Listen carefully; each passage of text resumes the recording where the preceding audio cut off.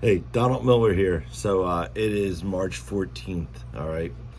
And I'm going to talk to David here because he's leaving a comment and he's sounds like he is a dedicated apprentice to a lousy master electrician, and they're out there. I'm not there's some really bad mechanics out there today, and some that refuse to teach the trade because there's an old school practice where if they don't teach you the trade, then you'll always be their helper, and they hold you down so they can make money. No lie, it's disgusting.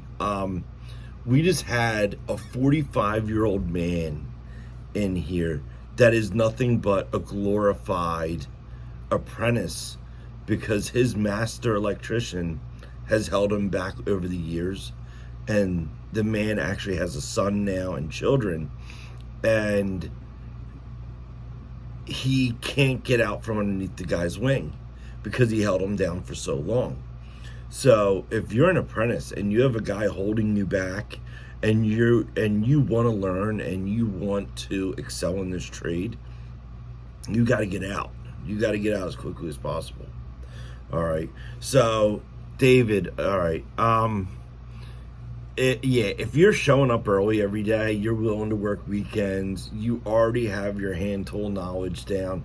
It sounds like you have your head wrapped around theory pretty well because you're learning even though he's trying to hold you back.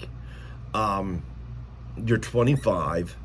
I would by all means find a master electrician that's willing to teach you, and when you find the guy you like character, he has a really strong character, and you are like, when you're looking for a mentor, you are judging the man's character, how he acts in society. You're not just judging him as an electrician, but you're judging the person. So you'll know who you want to learn from, okay? And when you find him, he might say no, so work cheaper for him.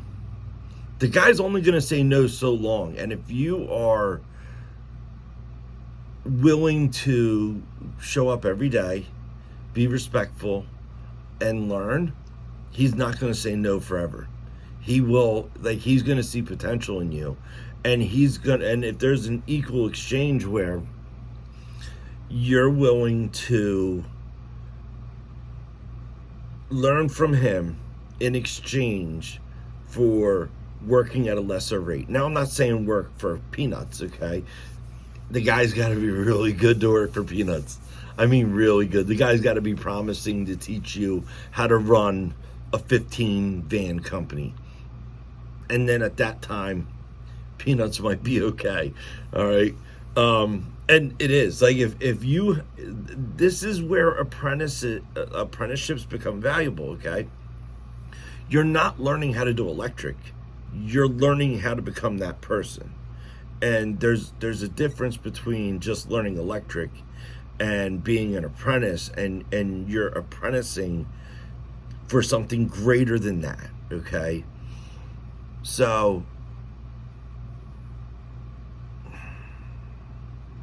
if the guy has a lot to him and he's willing to give that to you, and that conversation needs to be had. So typically what you would want to do is ask to be an apprentice, okay? And if you guys are getting along after about like 60 days, maybe 90 days, ask him to be like, I want you to teach me how to become a master electrician. Teach me the secrets that you don't teach anyone. Teach me how to bid. Teach me how to estimate. Teach me how to troubleshoot. Teach me how to see things that other guys don't see. And those are the secrets to the trade. And 9 times out of 10, it takes time. You got to have a good rapport for that to be taught. It doesn't just, hey, here's a secret, and you teach a guy. No, you guys got to kind of be on the same level, and then he'll teach you what he sees and why he reacts the way he reacts, okay? And that's apprenticeship 101. But dude, you're 25. This guy's not teaching you. Find someone who will, okay? And I say this because if you get into a good apprenticeship at 25, you can be, depending on where you're at with your skill level, you can be out of that apprenticeship at 28, okay? Maybe 29, 30 at the latest, okay? And then you're going to have your entire 30s to kill it. And don't fall back when you start hitting that dollar amount, okay? When you start hitting that mechanical rate, that is not the time to go on to easy street, okay? Your 30s are the most resilient years, okay? And at least taken from like my point of view, or from what I did, I loved my 30s. I loved my late 20s and my 30s because I worked on anything that came my way that I knew I could. And, you know, it's going to build tenacity. It's going to build discipline. I was in football stadium size freezers to huge attics for commercial buildings, and I was in an attic for like an entire month of July. But it's these different experiences that build your character. So whatever you're working, work as many hours as you can in your 30s and set yourself up so when you do get into your 40s, you can kind of go to that idol if need be. Because yeah, like I'm in my 40s now, and my body is not what it was in the previous 20 years of electric. So I can't keep looking at electric the same way. I have to slow down at some point. All right. So, but if you're 25, you got a full tank of gas, man. And yeah, don't slow down and don't let this guy steal your momentum. All right. So that's best thing I can tell you. Never let anyone don't let anyone steal your thunder. Okay.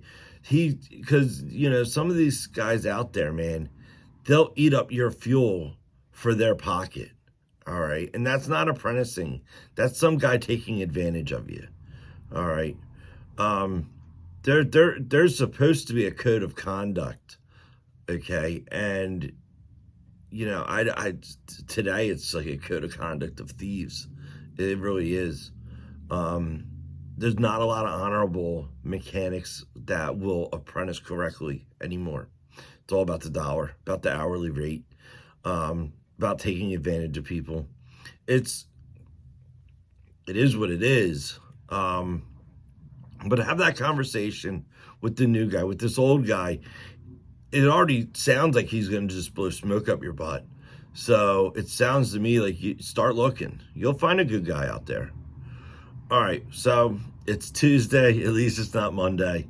God bless and take care out there. Have fun.